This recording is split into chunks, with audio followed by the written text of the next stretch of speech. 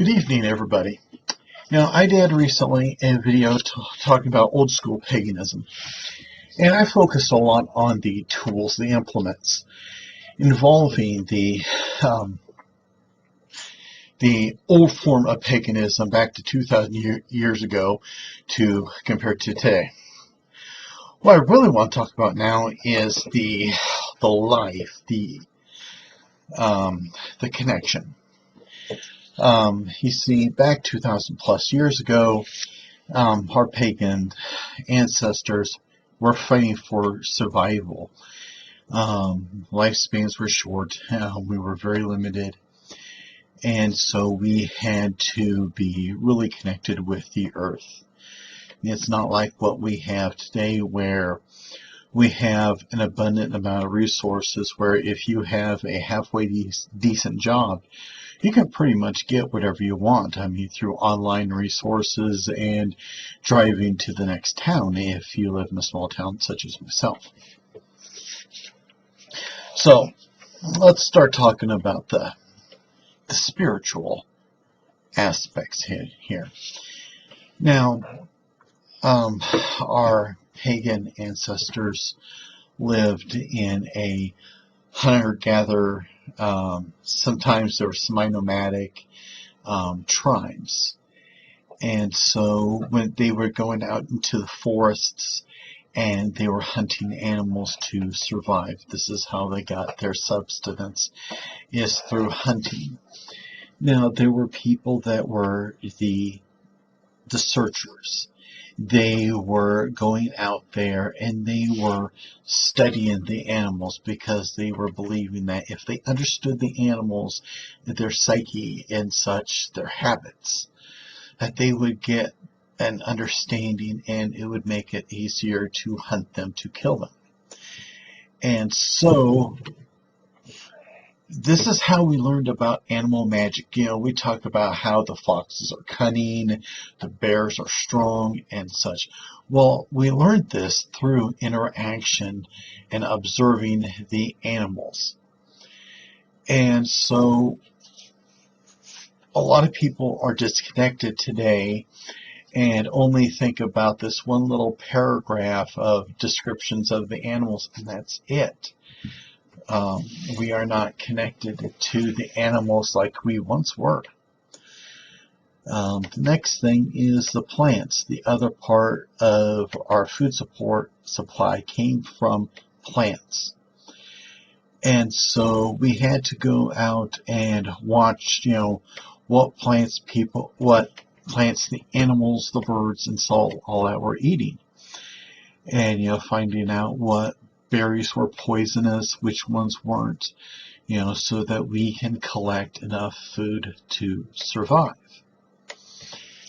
And then we experimented. Well, this plant was safe to eat, but what was it good for? We had to find out. And it is those people that watched what the plants did to people that learned, the principles, the properties of these plants. Like in the previous video, I talked about St. John's wort, sorry. And, this is an herb. And people had to observe how this was affecting people. So back then, it was a lot of analyzing, watching, and connecting with the earth and the plants that were growing from the earth as well. Now, Mother Nature was highly revered. We talk about honoring the earth. Well, the weather on the earth is also very important. You take a massive storm coming through and it could wipe out a village. People had to watch the weather patterns. If they see some clouds off on the horizon and heading their way, could that be a thunderstorm, a tornado or something?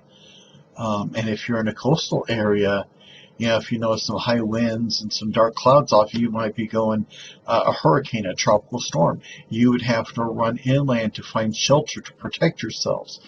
And so weather watching, and that was an important part of the pagan life. And so we have gods like Thor for the Norse who were in charge of thunder and the weather. And we are pretty stupid in the modern era because, you know, we have our homes.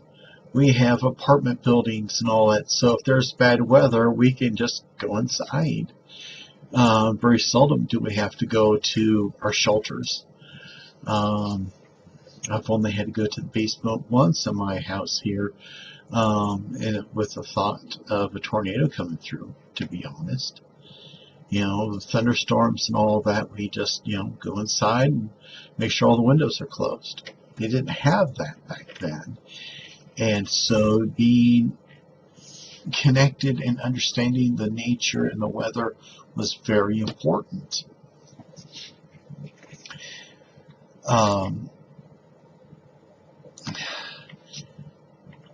There was also about understanding the cycles of nature, the cycles of life. This goes with the animals and the plants as well. You know, what were their some animals hibernated, some migrated. You know, where did they go? When was the right time to harvest? You know, according to the time of the year and all this. All this had to be known.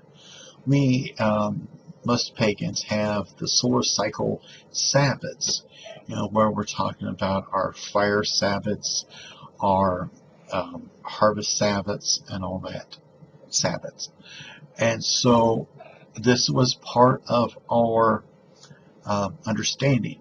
And here, this is where we're also disconnected in so many ways compared to the old school pagans who had to be connected and understood nature very well. They had to watch the cycles because we can go to a grocery store. We can go import food from hundreds of miles away.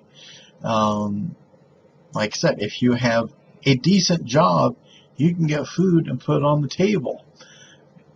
And we didn't have to worry about, man, it's been 2 weeks since we've had rain. The crops are failing. How are we going to eat? That doesn't affect us now as much as it did back then. And so we have to consider this. Then we were always trying to explain things. You know, what were the stars? What is the moon? The cycle of the moon? What does it mean? There were all these mysteries involved in the world. You're talking about fairies and that. What are their energies? How do they interact? What do you do? And all that. Well, this was early pagans trying to understand the world and the universe around them. That's why we have constellations and all that tell a story.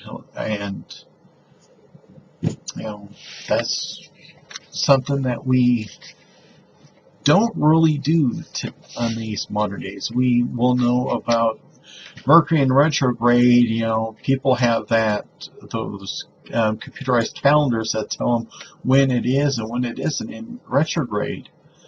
But there's not as many stories about the stars and the constellations. You know what I mean? Like the Pleiades. And, you know, there's the stories around them.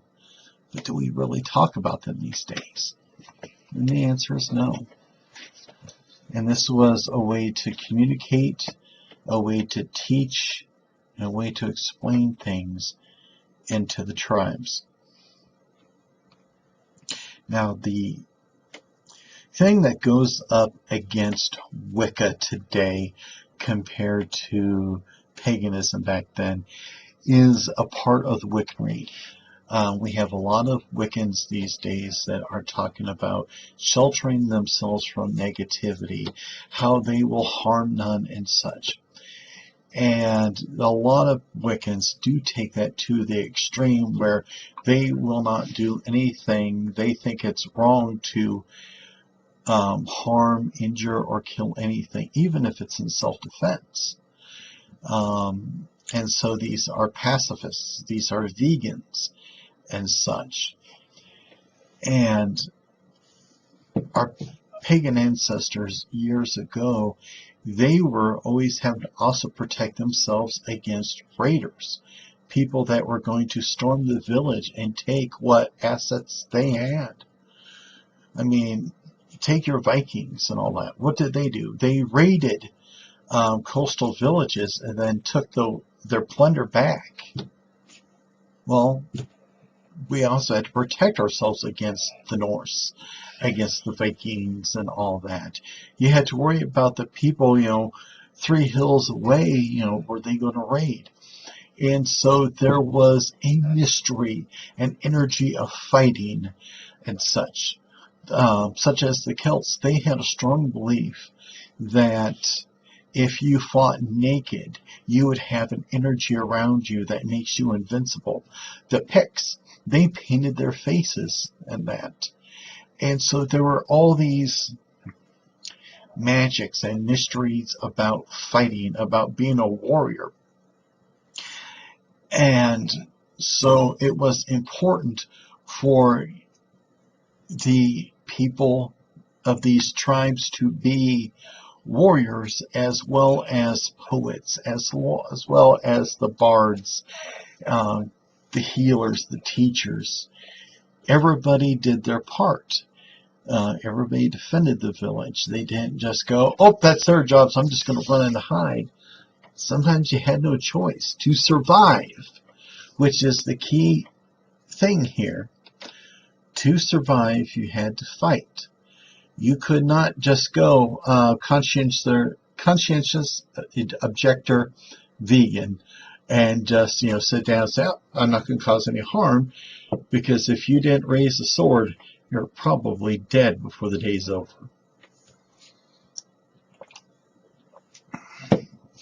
Sorry, got a little thirsty.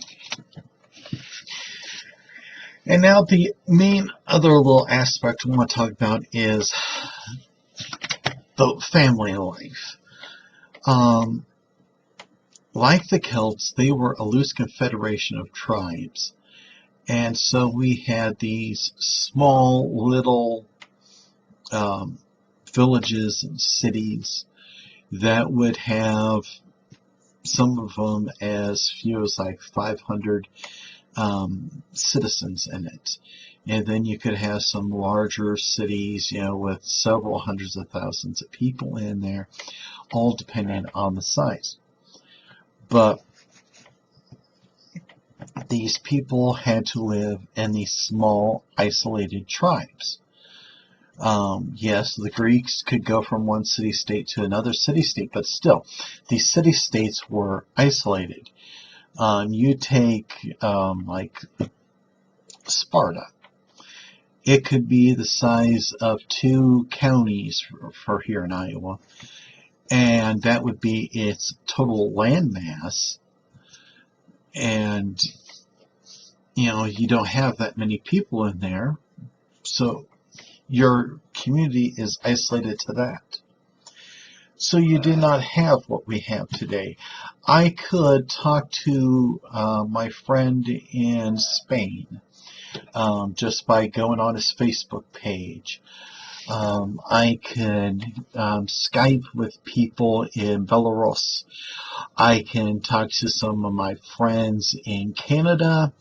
I can talk to people all around the world and exchange thoughts, ideas with. And that is a wonderful thing. But they didn't have that back then. You were isolated. And so community was important. You had to work hard to get along with everybody possible. Yes, there's going to be some people that you just can't stand. You can't help that. But when you have a group of 500 people in this village and you all have to work together to survive, to flourish, you don't let the petty things get to you. And that is a problem that we're having with paganism today, is we have so many solitary practitioners that become so anal when it comes to their practice. Oh, you're not going to do that. You're not going to tell me what I can and cannot practice. You can't tell me what I can and cannot believe. And they become so rigid, so extreme. They're going to have their 100 points of interest on their beliefs, and unless you agree with all 100, they're going to stay away from me routine. And that is counterproductive. If we have those types of personalities in a small village like I'm describing, 500 people roughly, it's not going to survive, because there's not a lot of people that are developing a unity. New Age concepts talks about developing yourself, that you are into self-awareness, self-improvement, self-help, whereas pagans, they're more of a mutual work. They're talking about a community. And so this is one of the problems that I have with the New Age modern neo-paganism compared to old school paganism. You can be an individual. You can have your own beliefs, but you gotta open yourself up and be a little bit more accommodating when you're trying to be part of the pagan community for the old school, small, isolated communities. And let's face it, people, we are still in an isolated community. We're just lucky as hell to have the internet, because we can talk to people that have somewhat similar beliefs to ourselves. But we are cocky, we are self-centered when we can go and tell people that, we don't agree with you, so you. As opinionated as I can be, and I admit I'm a very opinionated person, I still try to focus on the 19 points out of 20 that I do agree with people, and not the 1 point out of 20 that I disagree with people. Because my goal, my vision is about a stronger pagan community, and I'm seeing that only if a lot more people think about how it was for the old school, our pagan ancestors. Not this new age self, me thing that we're going through. So anyway, that's what I wanted to talk about, because I see how the old school paganism is very spiritual. It is about working with the world, the population, the animals, the plants, having a connection with the rocks, and being a part of it. You're not separated. Whereas to me, I see the New Agers as separating. This is that one person, that's that one person. They're separated. They're so solitary. They have no strong connection with each other. And that's what takes away from some of the mutual bonds that are so wonderful with paganism. So anyway, that's what I've been thinking about, and that's what I want to share with you. Love to hear your feedback. So everybody, take care. Be at peace.